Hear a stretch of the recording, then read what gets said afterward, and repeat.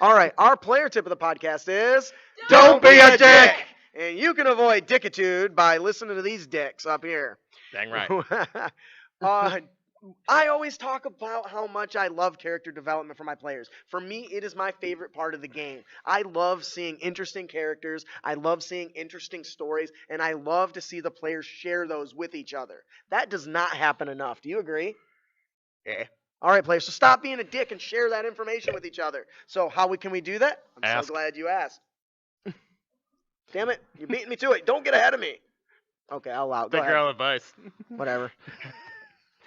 We play 20 questions in character. Is the vegetable? What? No, it's not. What? So, what is 20 questions? It's a game that honestly is pretty old, but who cares? You ever do this? I used to play at camping, right? It works. So we want to do it. So you probably know how it works. Two people sit in a room and they ask each other 20 questions to find out more about each other. Now the 20 questions doesn't have to be all at once, right? You can every time you go, we take a long rest. Each of you ask a question, right? So, how you doing? Oh God, I'm gonna stab you. Really? That's the best. Actually, I'm not doing. Actually, I got this. Well, I'm gonna be honest. I'm not doing really good. I was trying to sharpen my dagger today, and I cut myself, and I lost my favorite bandana, and it's really just been pretty rocky for me lately. Did you put an antiseptic on it? What the hell is antiseptic? You're gonna die. What? No, I don't want to die. You poisoned your dagger. What you think was gonna happen? How do you?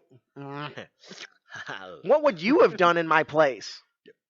Not cut myself with a poison dagger? Okay. Well, let's change it up a little bit. I know you're a bit douchey to me sometimes, but I'm gonna be honest. I like you guys. So, Ellie, why don't you tell me a little bit about what has why do you keep that really long sword with that interesting hilt? What is that? Oh, well, you see, it was a family heirloom. Oh, really? Is it valuable? His little smirk. Valuable, maybe emotionally, sentimentally. The paladin looks over. Okay. Don't be thinking what I think you're thinking. No, it's good. It's good. It's an heirloom. You cannot sell it. All right, so it's made of air. Now, so can you It's explain made that of to me? Yeah, you see, there's this. Like the guitar. There are special looms that you can weave air with. Oh, that is fascinating. I love it. Are you a loomist? I am not. Oh, what the? What? I picked a dumb character. What can I say? Well, that's really fascinating. I really like that. So, why is it important to your family? If it's, it's an air. You said it's an heirloom. Yeah, yes. It's been handed down for generations. And it came from my great-great-grandmother who was in the War of the Great Alliance. Oh my God, the Great Alliance! I love that story. So she's dead Brandon, now. Got it. Yeah, shit was off the top of her head, so that means that you can add. Brandon, a so piece can you of tell me history. about you were telling me a story once about the what'd you say it was? The War of the Great Alliance. The War of the Great Alliance. You know anything about that? It's a pretty good A story. few things.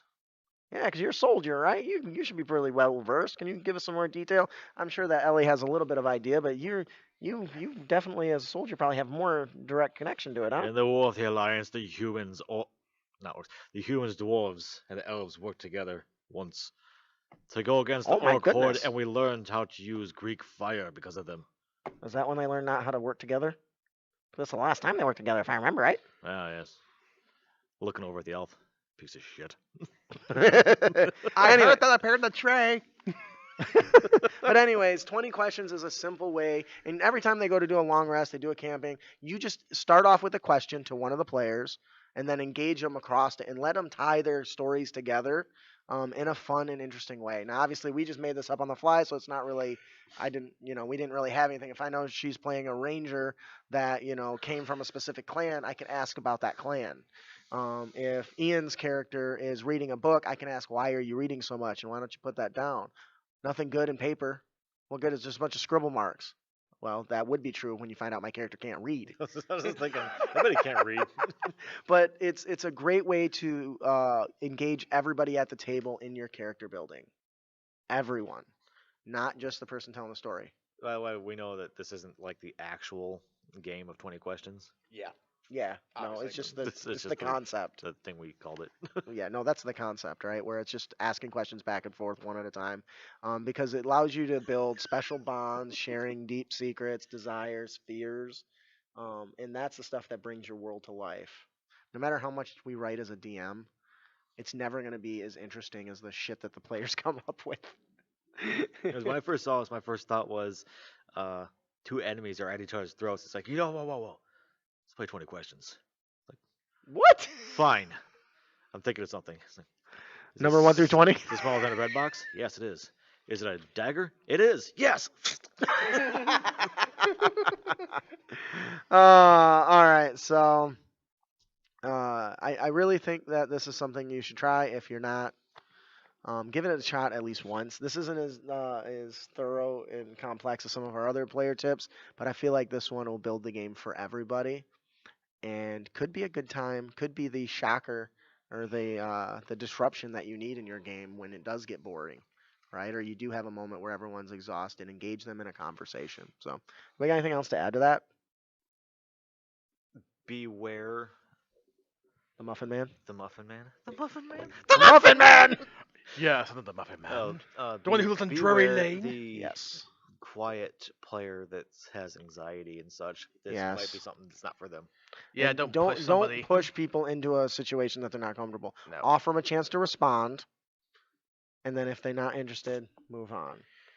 And you I've gotta- definitely seen some players say no to something once, and the DM and or other players come pressing for it, and they clearly get more annoyed. And I did not buy that. yeah, Just don't bring it. no, bring don't it be a in- dick. Just bring them in slowly. It'll work.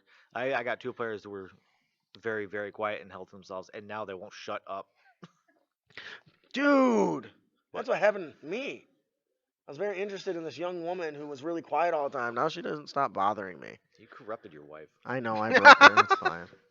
Anyways, that'll do it for our player tip of the podcast. Don't be a dick! And you can avoid dickitude by including Playing 20 20 questions.